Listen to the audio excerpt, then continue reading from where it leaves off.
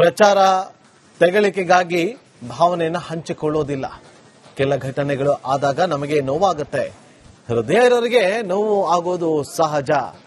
ಆದ್ರೆ ಕಠಿಣ ಹೃದಯ ಇದ್ರೆ ಎಲ್ಲಿ ನೋವಾಗುತ್ತೆ ಅಂತ ಹೇಳಿ ಸಿಎಂ ಡಿಕೆ ಶಿವಕುಮಾರ್ ಅವರಿಗೆ ಕೇಂದ್ರ ಸಚಿವ ಎಚ್.ಡಿ. ಕುಮಾರಸ್ವಾಮಿ ಅವರು ಕೌಂಟರ್ ಅನ್ನ ಕೊಟ್ಟಿದ್ದಾರೆ.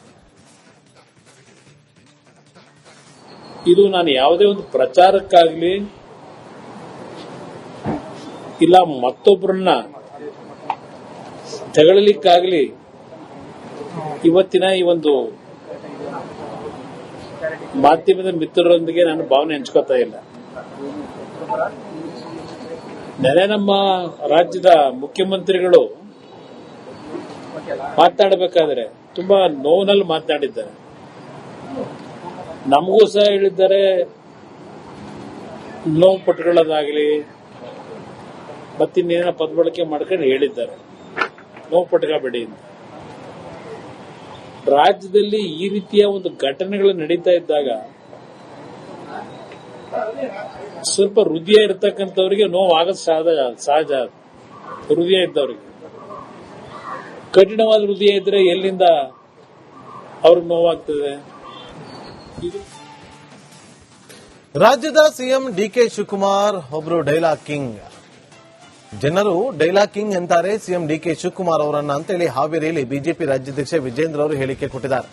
ಡೈಲಾಗ್ ಹೊಡೆಯೋದನ್ನ ಬಿಟ್ಟು ರೈತರಿಗೆ ಸ್ಪಂದಿಸಿ, ಬಿಡದಿ ಫಲವತ್ತಾದ ಭೂಮಿಯನ್ನ ಕಿತ್ತುಕೊಳ್ಳೋದಕ್ಕೆ ಹೊರಟಿದ್ದೀರಿ, ಆ ದೇವರು ನಿಮ್ಮನ್ನ ಯಾವತ್ತೂ ಕ್ಷಮಿಸೋದಿಲ್ಲ ಅಂತ ಹೇಳಿದ್ದಾರೆ.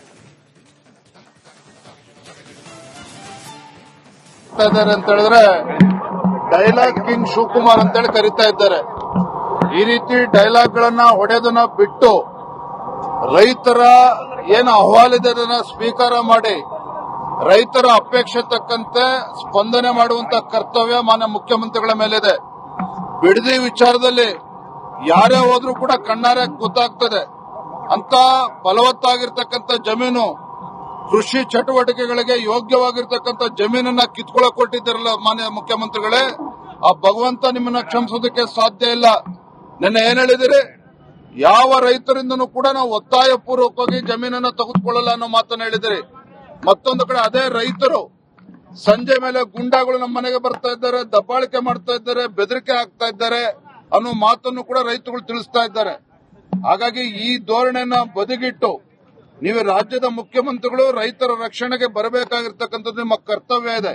ಡಿಕೆ ಶಿವಕುಮಾರ್ ಅವ್ರನ್ನ ರಾಜ್ಯದ ಜನ ಏನಂತ ಕರೀತಾ ಇದ್ದಾರೆ ಅಂತ ಹೇಳಿದ್ರೆ ಡೈಲಾಗ್ ಕಿಂಗ್ ಶಿವಕುಮಾರ್ ಅಂತೇಳಿ ಕರೀತಾ ಇದ್ದಾರೆ. ಈ ರೀತಿ ಡೈಲಾಗ್ ಗಳನ್ನ